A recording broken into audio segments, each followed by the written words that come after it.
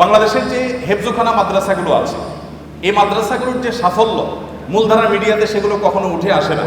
কিন্তু আপনারা জানেন যে পৃথিবীর 100, 110, 20টি দেশের সাথে কম্পিটিশন করে আমাদের দেশের হেফজোখানার ছাত্ররা তারা প্রথম, দ্বিতীয়, তৃতীয় স্থান অর্জন করে তারপর দেশে ফিরে আসে।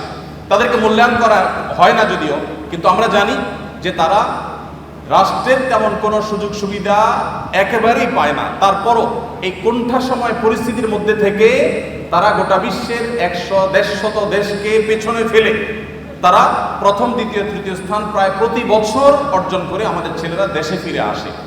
এই যে আমাদের দেশে হেফজোখানাগুলোর যে সাকসেস, তাদের যে সাফল্য, এটা রহস্য কি, সিক্রেট কি? আপনি যদি আমাকে বলেন তো আমি বলবো তার সিক্রেটের মধ্যে অন্যতম একটা সিক্রেট হলো বাংলাদেশের অন্য সব মাদ্রাসাগুলো কিছুটা ব্যতিক্রম হলেও 100% হেফজখানাগুলোর বা হেফজো মাদ্রাসাগুলোর নিয়ম হলো যে রাত 10টার ভেতরে প্রায় সব হেফজখানার ছাত্ররা ঘুমিয়ে পড়ে এবং ভোরে তারা উঠে পড়াশোনা করে। ফজরের পরে তারা কখনো ঘুমায় না, তারা সকাল 10টা, 10:30, 11টার দিকে একটু ঘুমায় দুপুরের আগে। আর ঠিক এই জিনিসটাই সুন্নাহ এবং নবী সাল্লাল্লাহু আলাইহি ওয়াসাল্লাম এটাই করতে বলেছেন।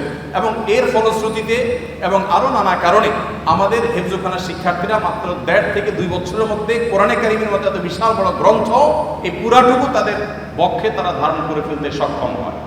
তো আমাদের অনেক শিক্ষার্থীরা আছেন যারা রাত জেগে পড়াশোনা করেন এবং গভীর রাত পর্যন্ত তারা জেগে পড়াশোনা করে আবার সকালে লম্বা একটা সময় তারা ঘুমিয়ে কাটান।